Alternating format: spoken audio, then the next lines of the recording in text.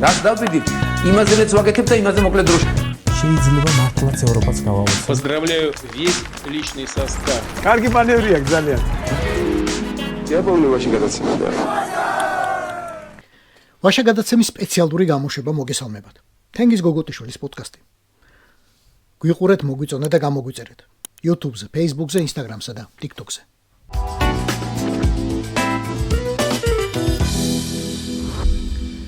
შემდეგი სასწავლო წრიდან სუსის სასწავლო ცენტრი უკვე უნივერსიტეტის სტატუსს მიიღებს და ბაკალავრებს გამოუშვებს.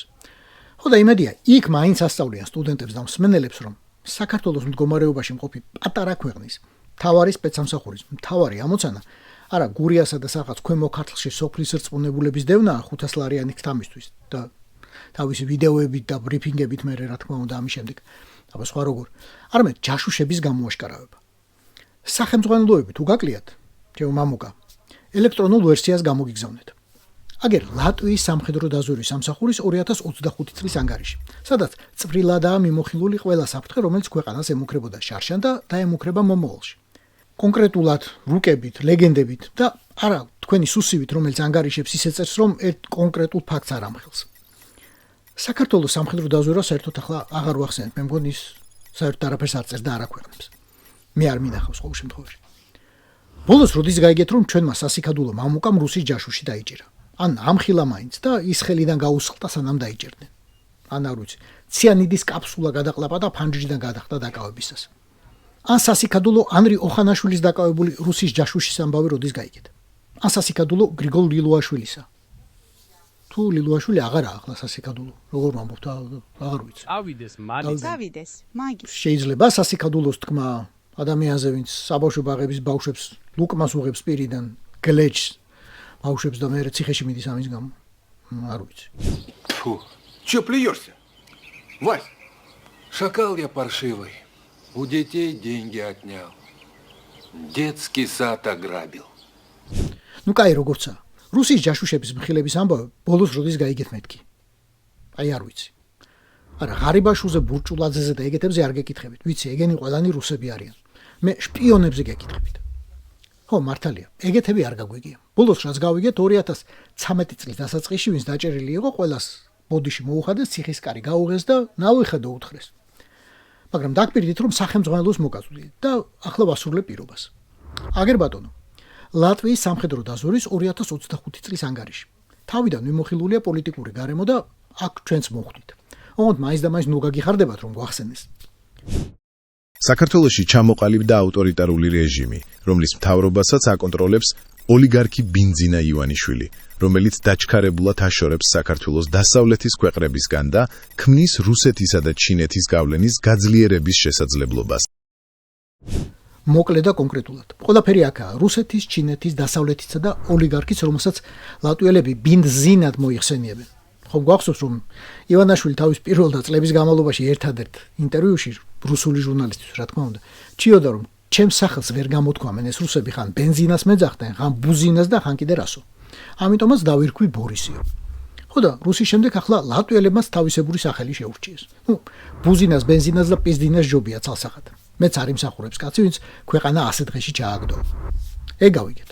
მაგრამ ეს სპეცსამსახურების ანგარიშია. არ დაგავიწყდით, ამიტომ მხოლოდ მომხდარი ამბები არაა მოყოლილი. მომავალის პროგნოზია.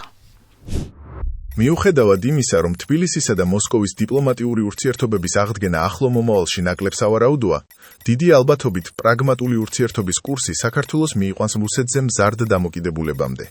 მოსკოვს შეუძლია აფხაზეთისა და სამხრეთ ოსეთის საკითხის გამოყენება თბილისის მანიპულირებისთვის, მაგრამ პრაქტიკულად შეუძლებელია რუსეთმა შეასუსტოს კონტროლი საქართველოს ოკუპირებულ ტერიტორიებზე. აქ ყველაფერი ნათელია და ცალსახა. მარიამ ლაშხიან ზაზა შათირიშვილი შეიძლება არ დაეთანხმონ, მაგრამ მე ეჭვება რამე დამაჯერებელი საწინააღმდეგო არგუმენტი ჰქონდეთ. მათაც კი. ეს რაც შეეხება ჩვენს ბეთკრულ სამშობლოს. ახლა კი უშუალოდ ლატვიასა და ბალტიურ საფრთხეებზე. რუსული საბოტაჟის ოპერაციების კამპანია გრძელდება ევროპასა და კერძოდ ლატვიაში. მისი მიზანია უკრაინის მხარდაჭერის საქმეში საზოგადოების დაშინება და გავლენა გადაწყვეტილების მიღების პროცესზე. რუსეთი სულ უფრო აქტიურად იყენებს ონლაინ პლატფორმებს საბოტაჟის მომწყობთა და სადაზვერო ინფორმაციის შემგროვებელთა რეკრუტირებისთვის. უსაფრთხოების სამსახური ლატვიისა ამტკიცებს, რომ ამ საქმეს ხელმძღვანელობენ სადაზვერო ცენტრები პეტერბურგში, მოსკოვში, კალინინგრადსა და სმოლენსკში და განსაკუთრებით აქტიურად ნადირობენ იმ ლატვიელებზე, ვინც მოგზაურობს რუსეთსა და ბელარუსში. დაგვიმტკიცეო, ეტყვით ახლა რუსები ამათ და ქართველი რუსები. კი ბატონო. აგერ მაიორი, მეორე რანგის კაპიტანი, ისევ მეორე რანგის კაპიტანი, ვიცე-პოლკოვნიკი, პოლკოვნიკი და კიდევ ერთი ვის წოდებაც ვერ გავარკვიეთ, მაგრამ გვარი სახელი და სამსახური ყველასი ვიცითო. და განამარტო რუსების, აგერ ერთი ბელარუსის ვიპოვნეთ, ვინც ჩვენს წინააღმდეგ მუშაობსო. ფოტოებით ვისიც მოახერხეს ამ ეტაპისთვის. დანარჩენებს კიდევ მოძებნიან დარწმუნებული ვარ. ამათგან ყველაზე საინტერესო ტიპაჟი ლატვიის კონტრდაზვერვის აზრით არის ეს ივანოვი გერეუდან, რუსული სამხედრო დაზვერვიდან. ჩვენს მიმართულებაზე 2017 წლიდან მუშაობს და აგროვებს ინფორმაციას ლატვიაში განთავსებული ნატოს ქვეყნების სამხედრო ძალებსა და ავიაციაზე, კერძოდ სპილვეს აეროდრომებზე, ასე წერია. ეს ინფორმაცია ცალკე დაფიქრებად ღირს. ბევრმა იცის ალბათ, რომ 2022 წელს რუსების გეგმის ერთი მთავარი ნაწილი კიევთან ახლოს ჰოსტომელის აეროდრომის დაკავება და დესანტის გადასხმა იყო. სპილოედან რიგის ცენტრამდე არის 5 კილომეტრი. ამიტომ რუსული სამხედრო დაზვერვის დაინტერესება აეროდრომის მდგომარეობის სავსებით ახსნადია. ამას გარდა ივანოვი მუდმივად კრებს ინფორმაციას ლატვიის საზოგადოებაში რაღაც განწყობების, უკრაინის დახმარების ოდენობის, კრიტიკული ინფრასტრუქტურის ობიექტების შესახებ და ამაში ეხმარება შორეული ნათესავი, რომელიც ლატვიაში ცხოვრობს თურმე. რუსის სამხედრო დაზვერვას სრულიად კონკრეტული დავალებები აქვს. მაგალითად, წინასწარი გადახდის სატელეფონო ბარათების ყიდვა და სხვა ლატვიაში. ლატვიური უსაფრთხოების სამსახურს ცოტა კი გაუკვირდა, რომ პირდაპირ წერს ამას, რომ ეგ საერთოდ არაა საიდუმლო ჩვენში, ან რატო ითვლება დაფარულ ინფორმაციას და რაში ხარჯავენ დროს რუსი კოლეგებიო. რა თქმა უნდა, ლატვიური სპეცსამსახურები ცდილობენ, რომ დეტალურად იცოდნენ, რა ხდება რუსეთში. 2025 წლის ბოლოსთვის ბიუჯეტის ვალმა დაახლოებით 100 მილიარდ ევროს მიაღწია. ანუ ხარჯების 10%-ს. კრემლი იძულებულია მზარდი ფინანსური ტვირთი საზოგადოებას დააკისროს. სავარაუდოდ რუსეთი შეძლებს დიდი სამხედრო ბიუჯეტის შენარჩუნებას 2028 წლამდე, სახელმწიფო ვალის ზრდით, გადასახადების აწევით, კერძო ფონდებით, სხვა ხარჯების შემცირებით. მაგრამ ეს დაასუსტებს ეკონომიკას და დააქვეითებს მოსახლეობის უმრავლესობის ცხოვრების დონეს. უკრაინაში ომის დაწყების შემდეგ შიდა სახელმწიფო ვალი 185-დან 330 მილიარდ ევრომდე გაიზარდა. ვალის მომსახურების ხარჯი გაიზარდა 10-დან 53 მილიარდამდე. ბიუჯეტში მისი წილი კი საერთო ხარჯების 4-დან 9%-მდე.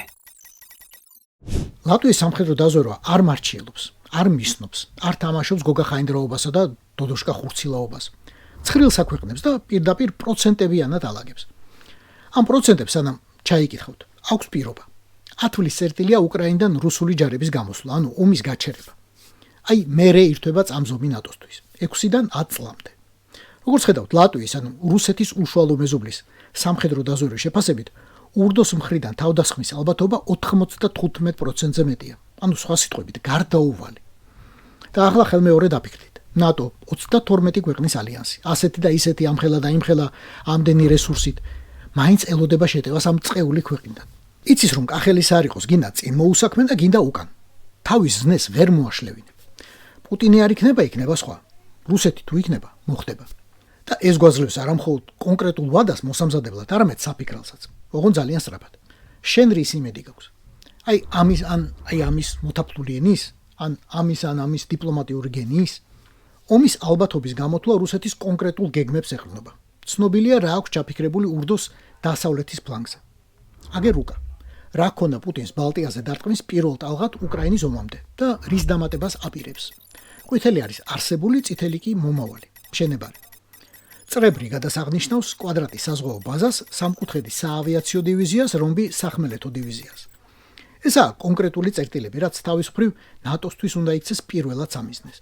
და იქცევა კიდეს, როცა დრო მოვა. აი, მოვიარეთ აღმოსავლეთ ევროპა და ისევ ჩვენს სასიკადულო ვიცე-პოლკოვნიკ მდინარაძეს დაუბრუნდით. ბატონო მამუკა, რა იქნება თქვენს მომდევნო მიმოხილვაში ასეთივე კონკრეტიკა რომ დაამატოთ? ვიცნობდეთ მტერს, ვიცოდეთ რა უნდა. ამიტომ ხარ სპეცსამსახური, თორემ პოლიტოლოგი ეგერ დემურ გიორხელიძეც ყოფნის და ნანა კაკაბაძეც. ადექით და გამოაქვეყნეთ თქვენი ვარაუდი. რა დურ აქვს ქვეყანას მოსამზადებლად და ამისთვის რა უნდა ქნას? და საიდან ემუქრება ყველაზე დიდი საფრთხე? არა, მოდი თქვენ პირველ ორ საკითხს ჩაუჯექით და მესამეზე დრო აღარ დაკარგოთ, მაგაში მეგიშველით, უსასყიდლოდ. და თქვენს ნაცვლად გავასაჯაროებ რუკა, სადაც აღნიშნული იქნება საქართველოსთვის ყველაზე დიდი საფრთხის მატარებელი პუნქტები. რუსული საფრთხის. ზედ 2012 წლიდან დახატული და განსხეულებული სამკუთხედით. თენგიზ გოგოტიშვილის სპეციალური პოდკასტი ვაშა გადაცემა. გვიყურეთ, მოგვიწონეთ და გამოგვიწერეთ. YouTube-ზე, Facebook-ზე, Instagram-სა და TikTok-ზე. რაც დავდივით, იმაზეც ვაკეთებ და იმაზე მოკლედ დროში. შეიძლება მართლაც ევროპაც გავავოცოთ. Поздравляю весь личный состав. კარგი მანევრია ძალიან. Я помню, вообще, когда